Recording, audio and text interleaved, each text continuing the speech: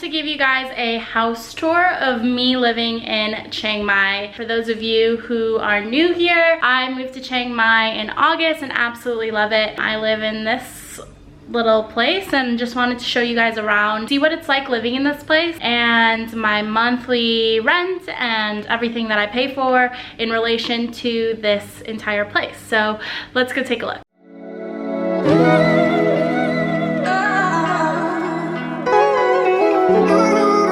So I just walked into my room and literally this is it from the door's perspective. It's pretty small, it's a studio, and I'll just take you from like the beginning to the end. This is a bathroom. All my shit's everywhere, but here I am. And then this is a little kitchen. Ignore the fact that I have to do dishes and haven't done it. So yeah, actually I moved into this place in August. I moved into this place at the end of September. I came to Chiang Mai in August and at first had a studio with no kitchen and really missed cooking. Even though in Chiang Mai it's like not necessary at all to have a kitchen because food is like $2. I just wanted to have one. I barely use it when I do. It's always when I crave home cooked food. But I mainly have a couple go-to places in Chiang Mai. I actually absolutely love having a kitchen. I think it is just good for your mental health. If you ever want to cook anything, you know it's there. When I was living in a month with a place with no kitchen, I felt like really unhealthy because I had no control over the food that I was eating. So yeah, having a kitchen is nice. And so I just have two little stoves here. You turn it on by clicking here and then could like, and then could just like turn it on and off, but obviously nothing's cooking. I've acquired a whole bunch of teas living here. This place came with like a bunch of plates and some pots and pans and a microwave, and my fridge is like boss. It's actually full right now because this is a ton of leftovers from Christmas.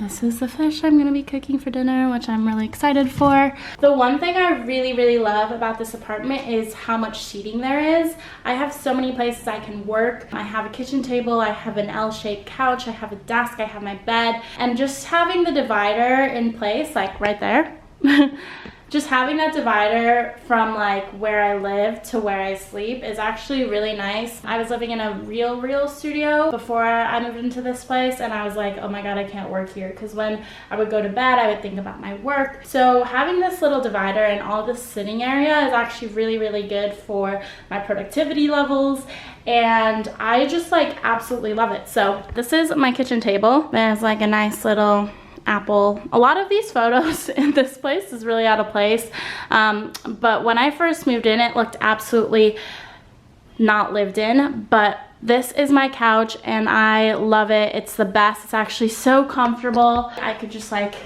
sleep on here and it's like the best.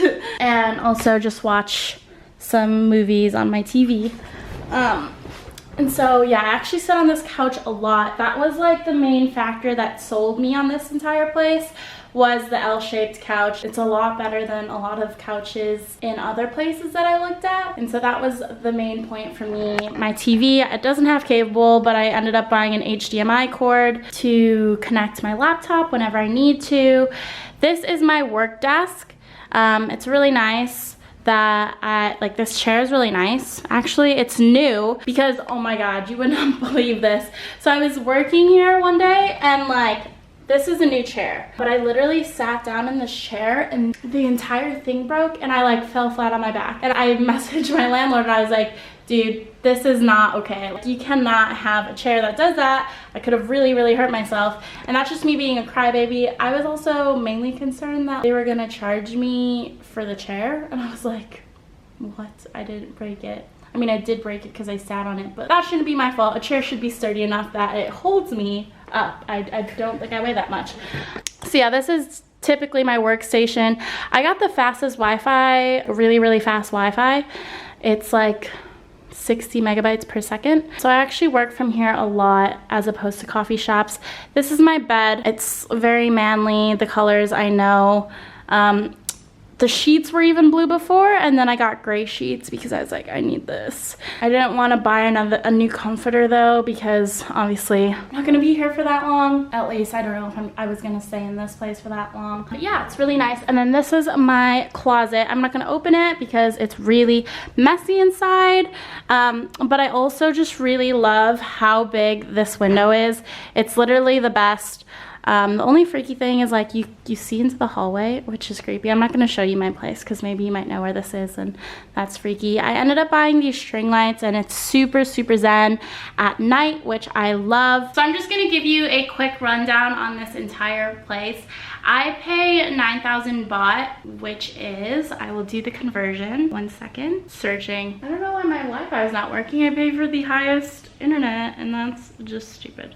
9,000 baht to US dollars. Okay, so 9,000 baht is the equivalent of $296. So that's how much I pay for a month's rent living in this place. I mean, it's pretty big.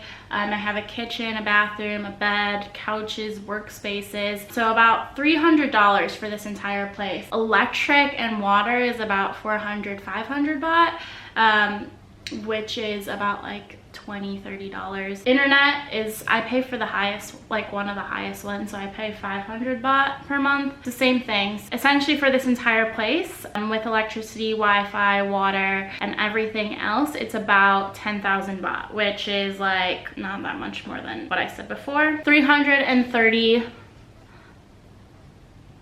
It's 330 baht. I mean, I'm confused now. $330 for this entire place for a month.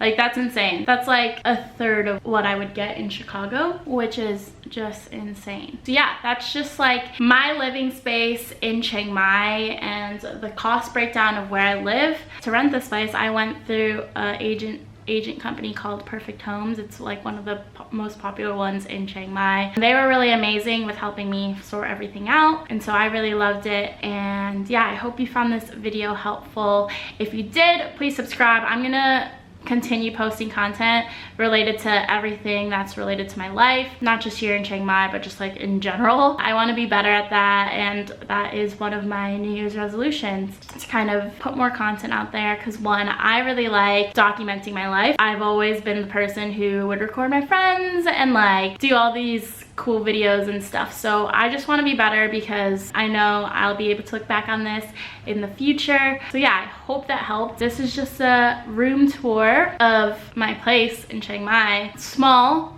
but I mean, I don't stay here that often. I obviously do things and work at coffee shops and stuff, but like, this place is really good for $300 a month. Like, that is insane. Like, a place like this in Chicago would be easily like 1,000 upwards dollars. So I'm really grateful I found this place. I am sad to be leaving in like a month. I'm going down to the islands for burning season, but it will be an awesome adventure. And yeah, this is my place. Welcome to my house.